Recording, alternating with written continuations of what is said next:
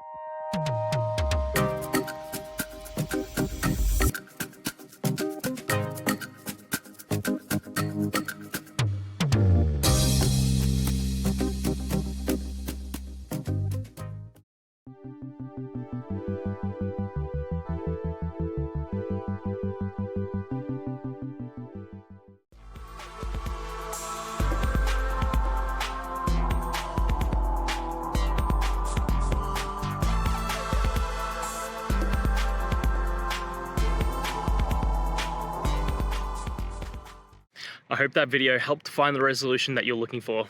And if it did, please, I'd appreciate it if you could hit subscribe. Until the next time that you need more technical help, I hope you have a great one. See ya.